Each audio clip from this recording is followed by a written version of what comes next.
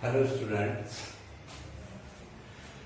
you are welcome to all classes from RC Senior Secondary School, Sawai Madhopur city. जैसा कि आपको पहले बताया जा चुका है, इससे पहले हमारा जो टॉपिक चल रहा था उस टॉपिक के अंदर आपको बताया गया था कि परिचयात्मक वाक्य किस प्रकार से किन नियम से हमें लिखना है, और इससे पहले आप 5 नियम पढ़ चुके थे। अब आप 6 नियम पढ़ चुके थे। अब आपके पास 6 नहीं आते हैं। यदि लिखे जाने वाले वाक्य में मॉडल्स एक्सोरलीज, मनोदशा बताने वाली सहायक क्रिया, मनोदशा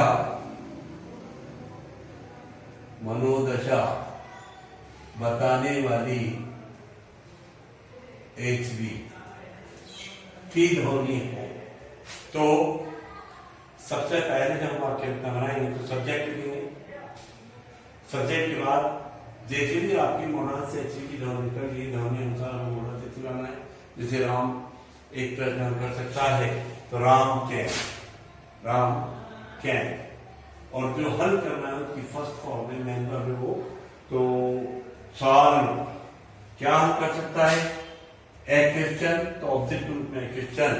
और इसी प्रकार से आपके सामने अगर मान लो कक्षा में है तो स्थान अगर प्लेस, और अगर आपका समय है प्रतिदिन तो आपका समय रहेगा एवरीडे। इस प्रकार से मॉडल पर आधारित होने वाली जो HV है, मॉडल्स की ध्वनि निकाल देने वाली जो HV है, अगर उससे हमारे सेंटेंस के अंदर उसका भाव होता है तो इस तरह से वाक्य की रचना करना है। एक बात। दूसरी बात है कि अगर इसी मॉडल से की ध्वनि पर आपके लिखे जाने वाले सेंटेंस में यदि उपरोक्त अवस्था में वाक्य पैसिव वॉइस में हो तो जब हम बनाएंगे तो वह शब्द लिखेंगे तब समझिए इस्तेमाल क्रिया की जाए। जैसे मान लीजिए सारे प्रश्न हल किए जा सकते हैं, सारे प्रश्न हल किए जा सकते हैं, इसका हल करने वाला कोई भी नहीं है। ये वाक्य पैसिव का बोध करा रहा है।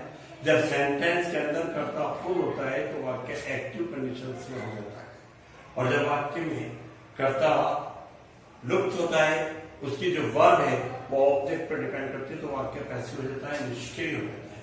तो ऐसी अवस्था में जब आपको वाक्य रचना करना है तो सबसे पहले हमें लिखना है कि वह शब्द के साथ क्रिया की जाए, उसके बाद प्लस आवश्यक मदद से जैसी ध्वनि निकले, और उसके बाद जो है आपको बी लिखना है, और बी के बाद एंड बी थर्ड लाना है प्लस एक्स्ट्रा वर्ड्स। सारे प्रश्न किए जा सकते हैं। तो all the questions can be solved. Extra words में अगर क्लास है तो क्लास, और अगर प्रति सप्ताह है तो एवरी। इसी प्रकार से हम 8 नंबर नियम नंबर 8 में आते हैं। यदि लिखे जाने वाले वाक्य में क्रिया के साथ ही वाली की ध्वनि हो, जैसे कि ट्रेन आने ही वाली है, अध्यापक की कक्षा में प्रवेश करने वाले हैं, बरसात शुरू होने ही वाली है, तो जहाँ क्रिया के साथ ही वाली की ध्वनि है तो हम शिक्षक के साथ क्रिया हो रही है नाउन है प्रोनाउन से लिखेंगे। ध्वनि अनुसार अगर आपके नाउन प्रोनाउन सिंगुलर है, एक वचन है तो इज, और प्लूरल है तो आप, और आई है तो एम, और उसके बाद या तो आप लगाएं अबाउट टू, या फिर आप लिखें going to plus M first plus extra words. जैसे यहाँ पर रेल आने ही वाली है, और अगर आपके सेंटेंस में है की आवाज है तो यहाँ पर इजारे माना है, और अगर आपके सेंटेंस में थाते थी की आवाज है तो भाषा माना है। जैसे आप जानते कि रेल आने ही वाली है तो rail is about to arrive, यात्रा के साधन के लिए आने के लिए अराइव है, और रवाना होने के लिए डिपार्चर, कम को नहीं है। इसी प्रकार से आप लिख रहे हैं यहाँ पर एक नोटिस के लिए, यदि उपरोक्त अवस्था में वाक्य पैसिव में हो, पैसिव का निर्णय आपको लेना है जब सेंटेंस में क्रिया का करने वाला नहीं होता है। तो ऐसे वह शब्द जिसके साथ क्रिया की जाए वो लिखेंगे। ध्वनि अनुसार आपको इजारेन या वासर लिखना है, फिर आपके आवश्यकता अनुसार गोइंग टू लिख के साथ बी लगाना है, मतलब गोइंग टू बी या अबाउट टू बी, और क्रिया की थर्ड फॉर्म आएगी और प्लस एक्स्ट्रा वर्ड जो सेंटेंस में अतिरिक्त शब्द है वो लिखे जाएंगे। जैसा आपका उदाहरण यहाँ पर कमल को दंडित किया जाना ही वाला है, तो आप बना रहे हैं कि Kamal is about to be punished. अब अगर यहाँ पर होता घर पर एट होम, अच्छा पिताजी के द्वारा,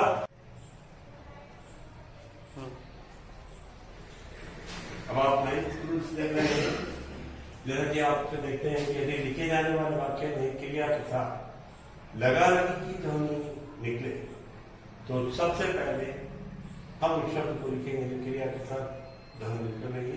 क्रिया कौन कर रहा है? हमारा नाउन प्रोनाउन होगा और नाउन प्रोनाउन के अंदर लिखकर के हमें फिर अगर बिगिन से लिखना है उस समय, जबकि आपकी क्रिया के साथ ताहे तिये ते एक वचन करता हुए ध्वनि निकले और बिगिन इन्हीं ध्वनियों के साथ अगर बहुवचन करता हो तो ये लिखने के बाद बिगिन से बिगिन तो हमें क्या टू का प्रयोग करना है। और इसी प्रकार से बिगेन BEGAN बिगेन कब? जब वाक्य का अंत RAE की मात्रा पर बिगेन लिख करके टू लिखना है और दोनों के साथ एमी फर्स्ट और एक्स्ट्रा वर्ड आएगा। जैसा कि आप देखते हैं कि जैसे राजू कक्षा में रोने लगा तो Raju began to weep in class, Raju began to weep in class. अगला हम देख रहे हैं, अब की हमारे तो परिचयात्मक वाक्य थे, इसके बाद हमारा जो सेकंड स्टेप है, सेकंड स्टेप है हमारा according two times, according two times.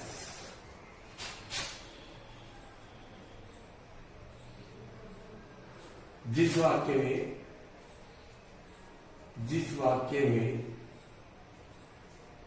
क्रिया के द्वारा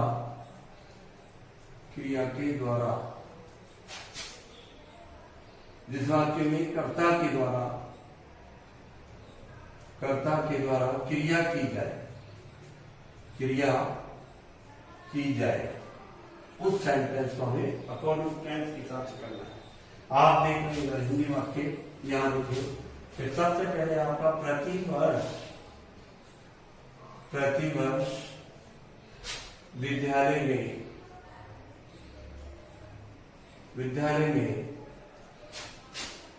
मेरा मित्र अच्छी श्रेणी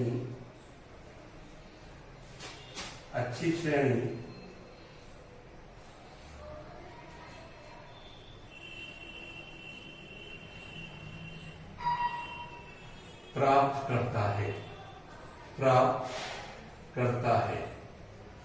इधर देखिए, सेंटेंस होता है शब्दों का वह समूह है जिसे क्रमानुसार लिखा जाए और कोई विशेष अर्थ दे।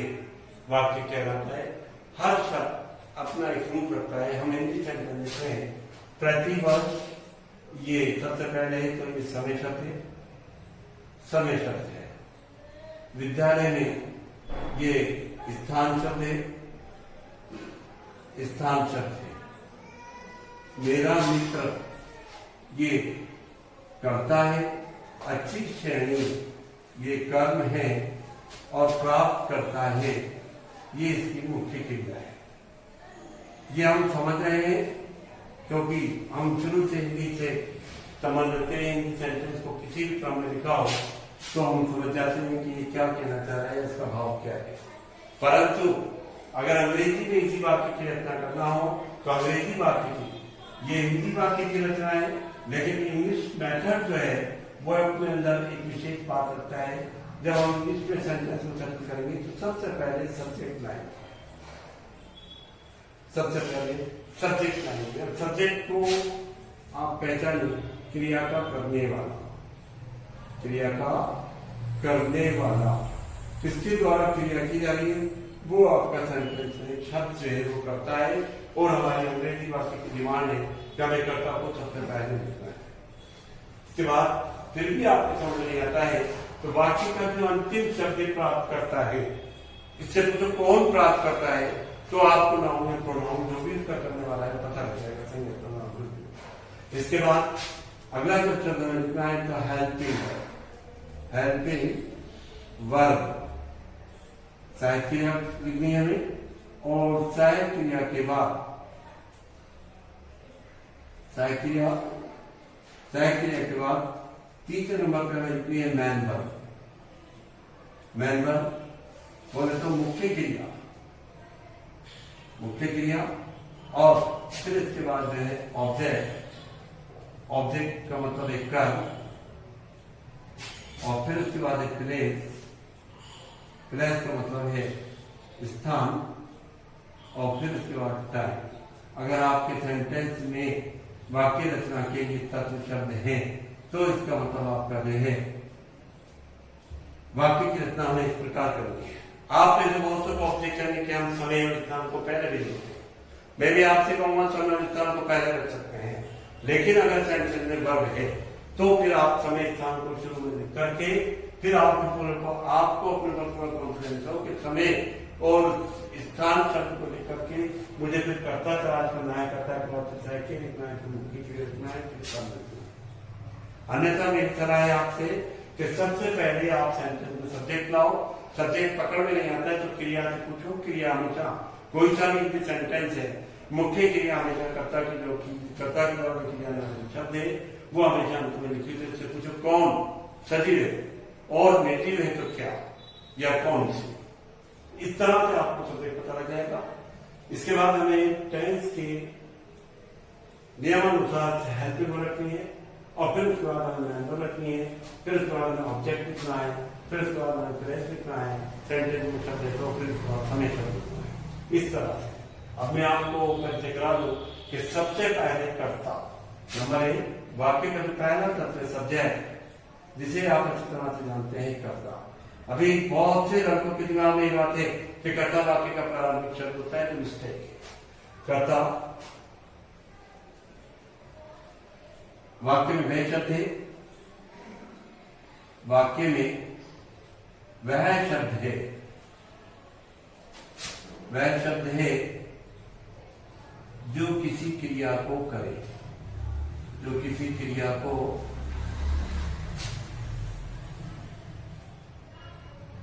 करे।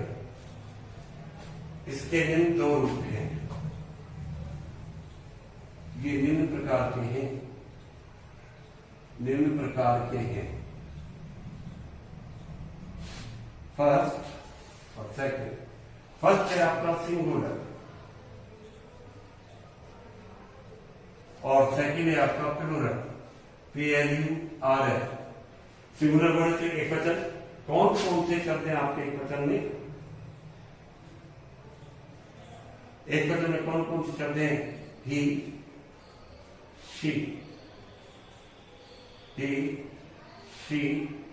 इट, नैन।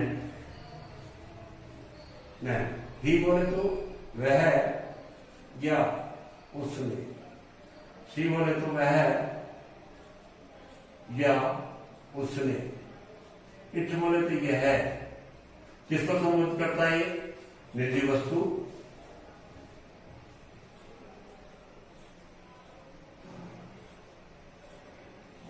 निर्जीव वस्तु, जानवर,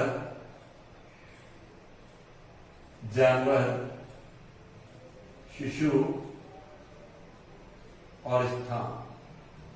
इन शब्दों के लिए ये जो है आपका इट काम करेगा। और नाम, किसी का भी नाम है, कोई सा भी नाम है, वो सिंगुलर में होगा। या फिर आप जानते हैं कि एक वचन लिविंग नाउन कोई सा भी होगा, वो नेम होगा, वो नेम है या वो एक वचन सिंगुलर है। जैसे लड़का सिंगुलर है, इसी प्रकार से प्लूरल में है आई, वी, यू, दे। आई का मतलब वे या मैं या मैंने, मैं या मैंने। वी का मतलब है हम या हमने। यू का मतलब है तुम या तुमने, या आप या आपने।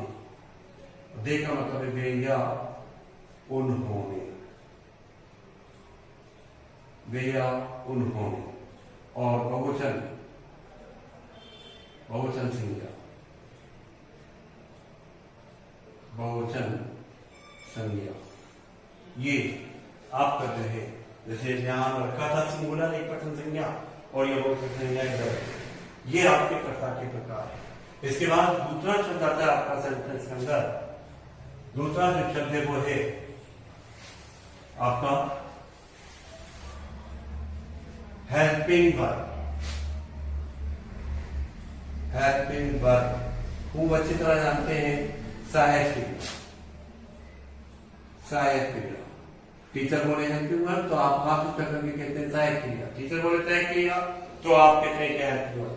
जो मैं समझता हूँ कि बिल्कुल आपका जो बताने का एक्सप्लेन करने का तरीका है वो सही नहीं है। हेल्पिंग वर्ब अंग्रेजी वाक्य में वे शब्द है, अंग्रेजी वाक्य रचना में, अंग्रेजी वाक्य रचना में वह शब्द है, वह शब्द है जो मुख्य क्रिया की सहायता करे, मुख्य क्रिया की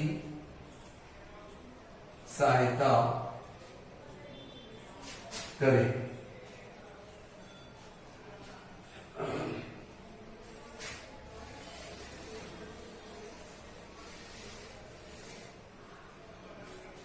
इसके निम्न प्रकार है,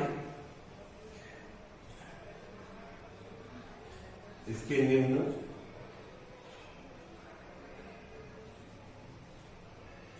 प्रकार है।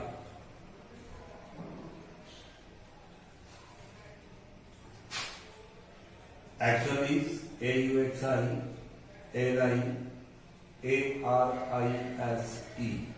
एक्सर्विस टेंस के आधार पर, टेंस के आधार पर सहायक क्रिया, सहायक क्रिया। और ये है model ex-service, model ex-service.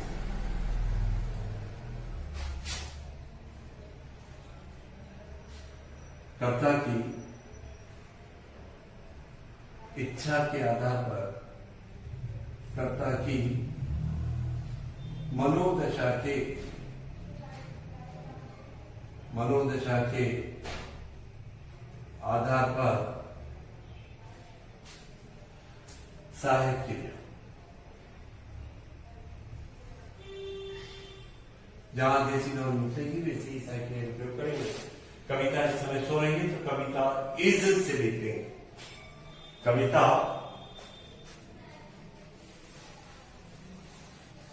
Kavita is से लिखेंगे।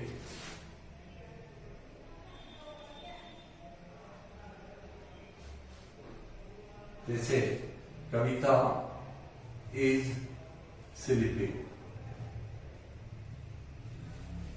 ये सेंटेंस है, ये आपकी इसमें ऐसी है, ये टेंस के आधार पर है। और कविता can sleep for 2 hours, for 2 hours। ये जो क्या है आपका वो मॉडल्स एक ही है। इस तरह से आप सेंटेंस देख सकते हैं। जहां कविता को टेंस का उदाहरण कविता सो रही है तो कविता ऐसे लिखेंगे। और ये कविता की मनोदशा ये कि 2 घंटे तक सो सकती है, ये 2 घंटे के लिए सो सकती है, तो इसका मतलब खेल लगे इसकी मनोदशा है, इसकी इच्छा है। इसी प्रकार आपका जो तीसरा शब्द आता है सेंटेंस में, जो तीसरा शब्द है वह है आपकी मुख्य क्रिया।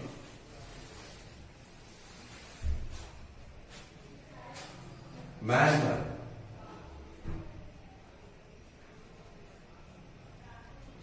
कर्ता के द्वारा किया जाने वाला, कर्ता के द्वारा की जाने वाली क्रिया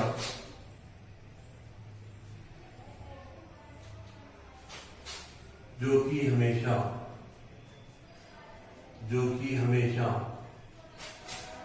वाक्य के अंत में, वाक्य के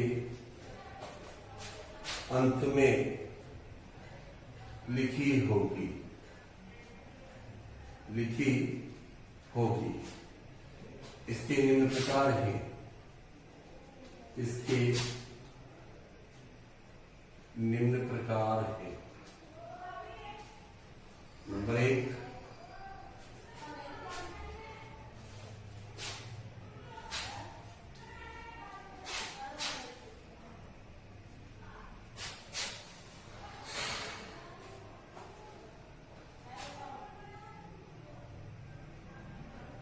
जो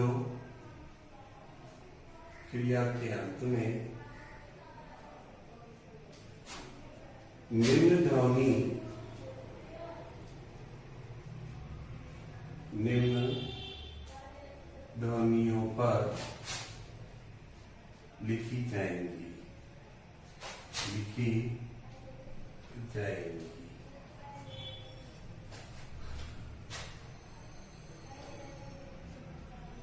क्रिया के साथ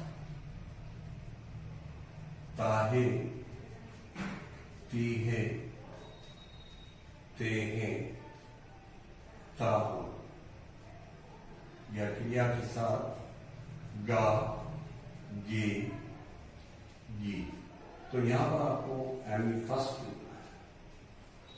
इसी प्रकार से क्रिया के साथ, क्रिया के साथ ताथा, तीथी, तेथे, या आ, ए, ई की मात्रा पर, मात्रा पर वाक्य का अंत, वाक्य का अंत। तो यहां पर आपको लिखना है एम सेकेंड। और क्रिया के साथ, क्रिया के साथ चुका, चुकी, चुके तथा या, ये और ये हो तो एमवी थर्ड, एमवी थर्ड। और क्रिया के साथ, क्रिया के साथ रहा, रही, रहे, या, हुआ, हुई, हुए, हो तो एमी फर्स्ट प्लस आईएनजी। और क्रिया के साथ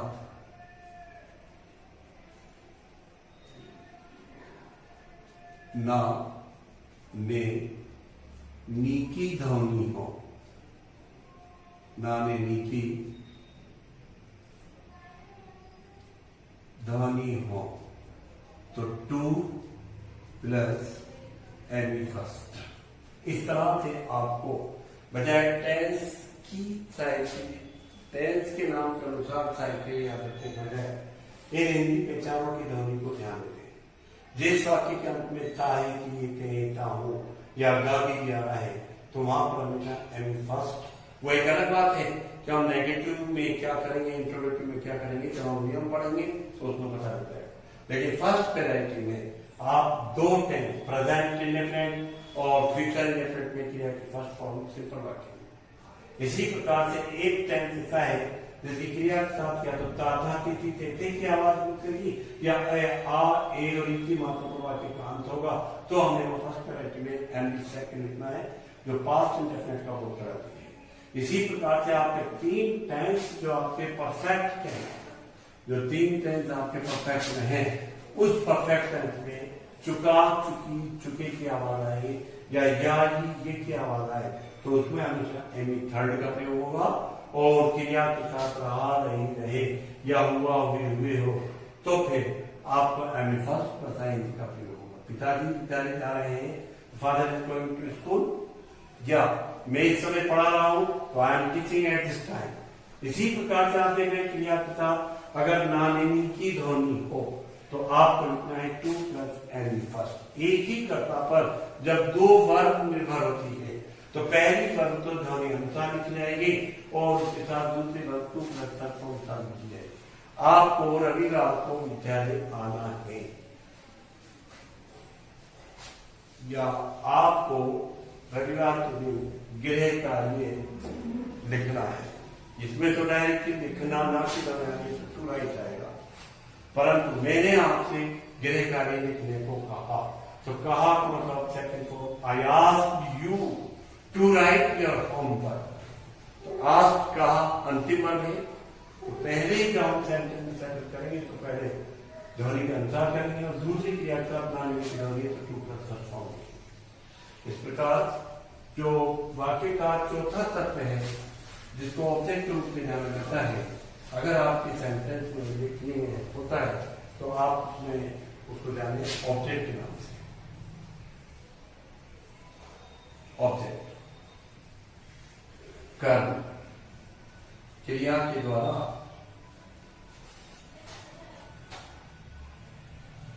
कर्ता के द्वारा की जाने वाली क्रिया से प्रभावित होने वाला शब्द, प्रभावित होने वाला शब्द, या यूं कहें दूसरे शब्दों में क्रिया का नाम, क्रिया का नाम।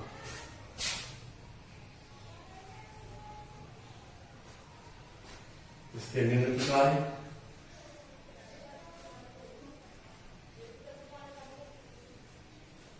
इसके निम्न प्रकार है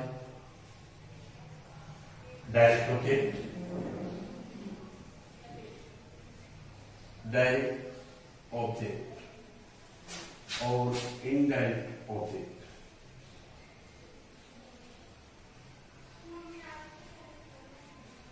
डायरेक्ट ऑब्जेक्ट निर्जीव कर्म, निर्जीव कर्म अर्थात निर्जीव संज्ञा, निर्जीव संज्ञा। इनडायरेक्ट ऑब्जेक्ट सजीव कर्म, सजीव कर्म। Him, her, me, us, you, them और मैं। मैं, him उसे, हर उसे, मी मुझे, अस हमें, you तुम्हें, them उन्हें और मैं नहीं किसी का नाम। इस तरह से आप या कोई भी हो दूसरी सजीव संज्ञा हो वो आपकी इनडायरेक्ट ऑब्जेक्ट होगी। इस तरह से हम लिखना है एक वाक्य का जो चौथा तत्व है ऑब्जेक्ट रूप में लिखा जाता है। क्रिया से प्रभावित होता है, इसलिए क्रिया के बाद में लिखा जाता है, ना कि क्रिया से पहले। इसके दो रूप में जो भी निर्जीव संज्ञा है वो हमारा डायरेक्ट ऑब्जेक्ट कहलाएगी और जो सजीव संज्ञा है वो हमारा इनडायरेक्ट ऑब्जेक्ट कहलाएगी। अगर आपको वाक्य रचना में पहले डायरेक्ट ऑब्जेक्ट लिखना है तो डायरेक्ट ऑब्जेक्ट लिखते हैं और उसके बाद जब इनडायरेक्ट ऑब्जेक्ट लिखे तो उससे पहले टू का प्रयोग होगा। और अगर आपको आपके सेंटेंस में इनडायरेक्ट ऑब्जेक्ट पहले लिखना है तो इसे पहले लिख करके बाद में सीधे ही बिना किसी टू के आप निर्जीव ऑब्जेक्ट को लिख सकते हैं, डायरेक्ट ऑब्जेक्ट को लिख सकते हैं। इसी प्रकार से आपके सेंटेंस का पांचवा तत्व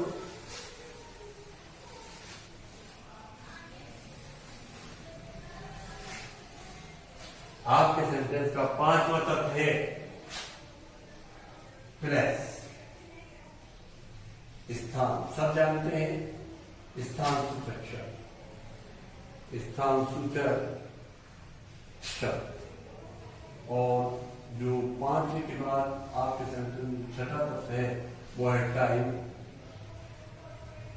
टाइम समय सूचक शब्द, समय सूचक शब्द। इस प्रकार जब जब भी आपकी टेंस में आपके लिखे जाने वाले वाक्य में क्रिया का भाव हो तो वो हमेशा वो वाक्य जो है टेंस का आधार पर बनेगा।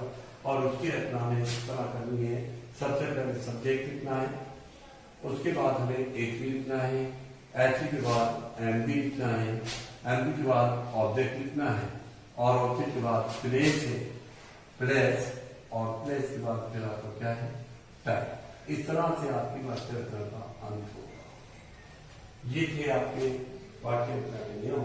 अगला टॉपिक हमारा सिंपल प्रेजेंट टेंस। अब हमें इनकी जरूरत क्यों है? क्योंकि टेंस से वाक्य बनाना है, प्रेजेंट टेंस है, उसकी हमें वाक्य रचना करनी चाहिए।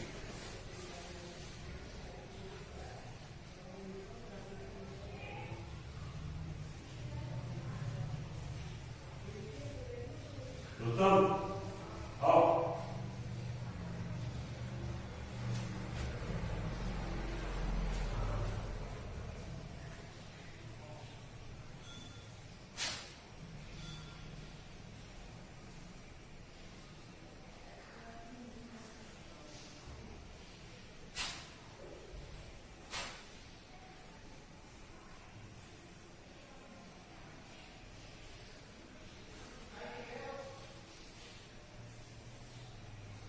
देखो ना, इसको देखो ना, क्या रुस्तम को बोल रहे हैं, पता है आपको? ये देखो बन गई, देखो बंद है भी कोई, इसको चालू करो, ये हो जाएगी चालू। बन गई पूरी?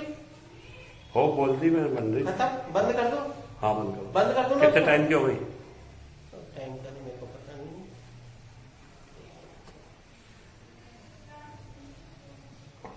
टाइम का तो पता नहीं मेरे को। कहाँ गया रुस्तम? हो रहा है। अच्छा अच्छा, बंद कर रहा हूँ कि तो मतलब नहीं बहुत तो बनते हो गए 10-5 मिनट की तो हुई ना।